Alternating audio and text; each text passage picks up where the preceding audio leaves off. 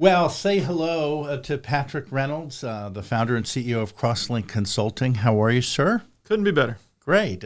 Just for those of you who don't know, Crosslink Consulting handles IT and cybersecurity needs for folks in the CSRA.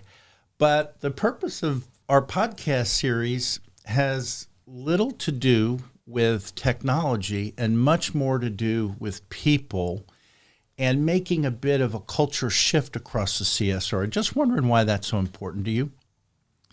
Well, it's primarily important because our company went through a period of bad culture, and it was painful. It was painful every day to come in and try and do what we're called to do when there's tension and animosity, and the workplace isn't a delight to come in and serve others. Was it the case of one bad apple spoiling the whole bunch, or how did that evolve? Well, I think in a lot of ways, when I started Crosslink in 2004, it was a one-man operation, and it was easy to control the client experience. Culture started and stopped with me. But as we've grown and as we've added people to continue to serve this community with IT and cyber, not everyone has the same values. Not everyone comes to the workplace seeking the same things. And what I found, like many companies have found or are finding, is that culture is going to crop up. It's going to exist. It's going to build, unbeknownst to you, or unmanaged and uncultivated by the leadership if you're not careful. What strikes me about that is, so you're the leader. Are you able to observe little nuances, say, within your company of good culture, bad culture? And I'm just wondering if there are any warning signs for anybody that happens to be watching or listening to look for. So in general, it's really not terribly different from how our homes run and how our homes feel. I come from a family of five. My wife and I have 3 kids as well, so that's a family of 5. And through that process, you learn what not to do more easily than I think you learn what to do. And the same is true in the workplace. And there's patterns of behavior that are going to contribute to downward spiraling culture. Mm-hmm. And so, yes, I know how to look for some of those, and I think that other leaders can learn to look for some of those and actively counter some of those. It's not obvious how a short remark is going to ultimately lead to bigger problems, but it can be an indicator. And as a leader who cares about the culture of the company, because it's been so painful in the past, we're intentional to address those as quickly as possible. So you mentioned the home life. Is the work life more like a family, or is it a organization? This has been a hard lesson for me to learn. I think we all want to talk about how we have family values at work and how we're one big happy family. And I hear a lot of people say the same thing. We did as well. I've come to take a different perspective on that ultimately, which is we're not a family, we're a team. What's the difference? That's it seems, you think about, I'm a sports fan. You think about, and I'm from New York, so you think about, the New York Mets and the Jets, and boy, they're a team, and they must go out and have a meal together. Their wives must get together. It must be like a family, but no. So I think the biggest difference for us in business is we have a mission to do. A family doesn't really have a mission. You're coexisting, you're living life with one another, trying to get along. Many times the objective is to try and get along. Whereas at work, there's a mission to do. And at Crosslink, there's a mission to do. We've got great clients that we strive to serve. And then in leadership, not only are we still trying to serve those clients, but we're striving to shepherd others who are doing the same thing. And so that mission is the main difference between a family and a team. And if you think about that, because we're a team, every great team, certainly every high-performing team has a coach. And that's very much what I see my role. Leon, our operations manager, that's his role. There's a lot of coaching and shepherding that we're intentional to do because the mission is important. And if we're not coaching and we're not mentoring and we're not focusing others on what that mission is, then I think the problems grow. And the more we're focused on the mission, the smaller the problems are. When everyone's rowing in the same direction and a bump comes, because, hey, that's how it is in families as well as in teams, when you're all rowing in the same direction and the mission and the destination are clear, it's a lot less distracting when those bumps come. So you mentioned the word shepherd. You mentioned the word serve.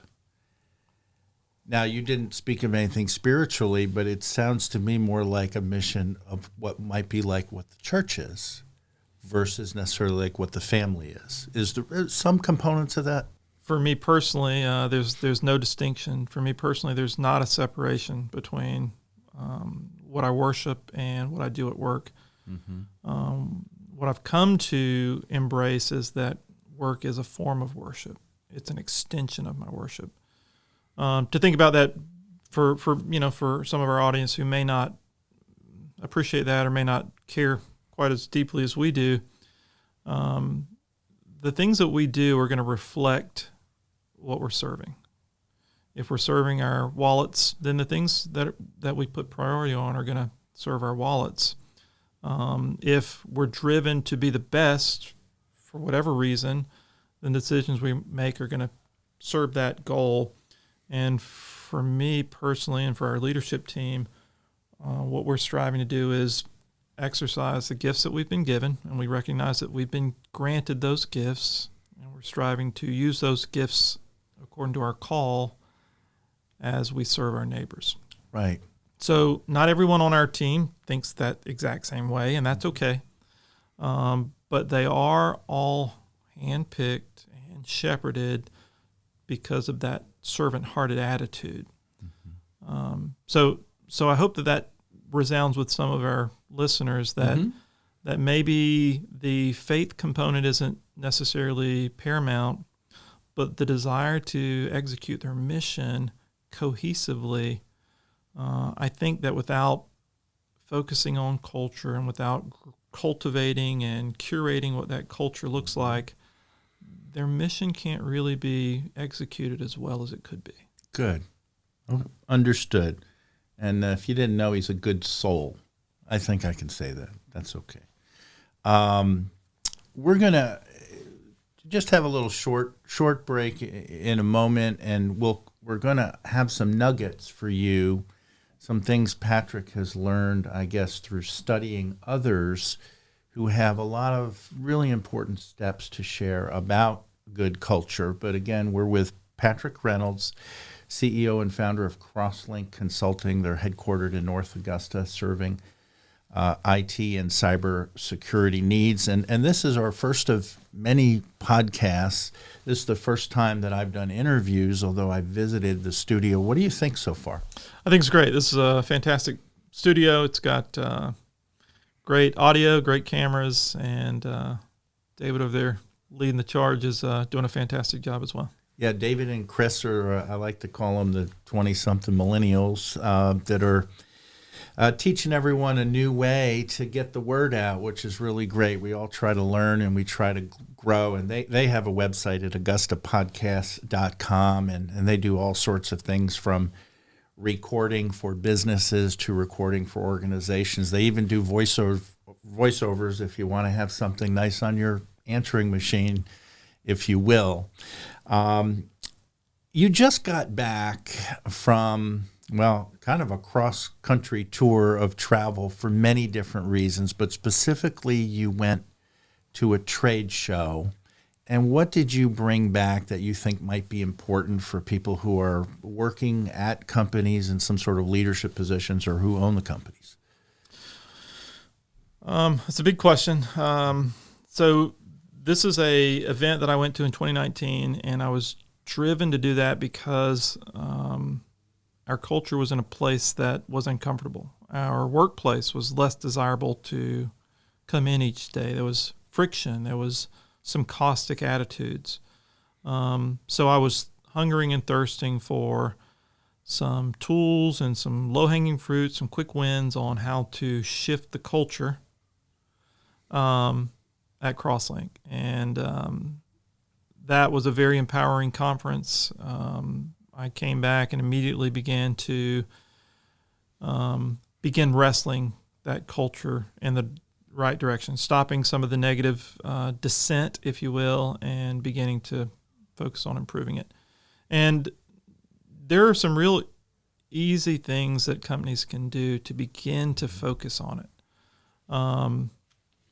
Just to get into some practical components that we started doing right away, we immediately started tailing our Fridays down at about 4 o'clock so that we could just share and live life with one another. That started with some root beer, floats on Friday, starting about 4 o'clock. It was summertime when we started that, and just let's end the workday at 4. We've got someone on call who can take care of those last minute emergencies, but let's spend at least an hour doing some cornhole, right? Enjoying some downtime with one another in the office. And we also started changing up our morning meetings, our morning huddles.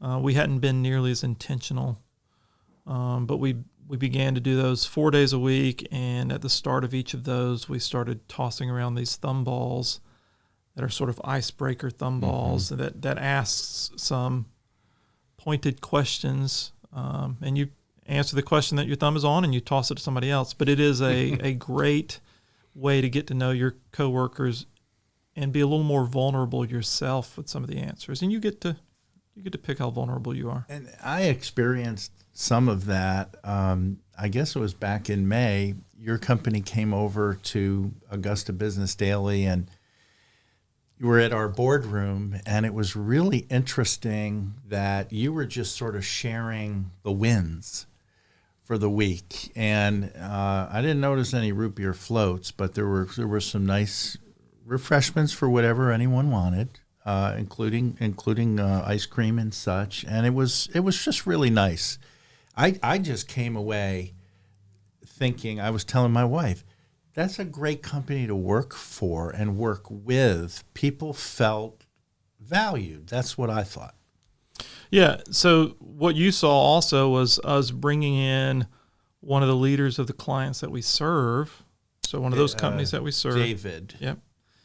And we had him come in and just discuss some of the impact that our team has made on his company. And that wasn't, we weren't trying to toot our own horn. It was really to help technicians and engineers who can get very narrowly focused to see some of the big picture impact of what serving people, the way we strive to do, what that means in the companies and in the lives of the people that we serve. Well, you're very humble. You speaking of David, that of course I have a bottled water. I don't know if it came from Southern Beverage, and I don't know if it's springtime water, but the CEO and founder David had some challenges with a different provider, and he shared how your team made life much easier for him and his employees to go about the important business of digging 900 feet underneath the ground to come up with good H2O. And you're right. I thought that was a nice touch. I'd never seen that before, where a client was invited to speak in front of 20 people. Yeah, it's really, that is just one of the components, right? But getting everyone understanding what the mission is and the impact of the mission, again, it just goes back to building culture and focusing on the mission that we're doing. When we're focused on that mission, little hiccups in the office have a lot less impact. Later in October, you at your own expense or the company's own expense, you're going to fly in a member of a company, I think out west. Is that right? They're based out of Colorado. Colorado. And they're going to share, we're going to work together on a business expo, bit of a trade show on culture shift, just to try to help everyone get a lot better and serve their clients better. And that gentleman had some really interesting steps that he shared. What really resonated with you? Well, so the name of the program is called the Collaborative Way, and it really is it's probably some of the best material that I recognize is so good in hindsight, right? After going through many of the problems that we've gone through in growing and seeing culture not being curated and managed, recognizing where some of the problems and flaws came. As I've read their book and talked with the teachers of that program, it's become evident to me that our community, any business really, but our community would really benefit from having some of those ideas taught to them. Obviously, in this expo, it's not the normal 3-day workshop, and we're going to have a lot of other speakers during this expo, but to get Declan from the Collaborative Way down here for that day, several sessions, to be able to teach some of our folks just the high-level perspectives, it's going to be very empowering. If they come to the conference and just learn some of those, the main point, those 5 main points about how to keep culture going in the right direction, and what when we digress from growing good culture, they're very clear in those 5 points. It's going to be really empowering. Really, I think it's going to change, what you and I have talked about since the beginning of this expo concept is the greatest good that we can think about doing is helping companies embrace and shift their culture, because that's going to change the lives of the leadership at those companies. It's going to change the lives of the employees at those companies, and it's going to have tremendous impact on the people they serve. And if we can see that vision come to fruition through this expo, that's a tremendous reward. And another byproduct is if you are happy at work or if you're happy leading a company, you're probably happier at home. There's probably is some work-life balance that's a benefit. In fact, people who attend the expo, they're going to, from just the collaborative way approach, it's going to probably influence the way a lot of people go home and speak to their spouses and children. So it isn't just learning how to collaborate and what a collaborative approach is. It's going to have impact outside of the workplace as well. Well, this has been a great first chat, and I hope we've whet your appetite. There's so much more we're going to cover over the coming weeks and months. And as we have more information about our expo to shift culture across the CSRA, we'll share it with you here and in some other platforms. But Patrick, just thank you so much for quarterbacking this overarching effort. I think it's for the greater good. Thank you, Dale. It's a pleasure to do it, and I can't wait to hear how it's impacted some of our neighbors. All right. We'll talk again soon.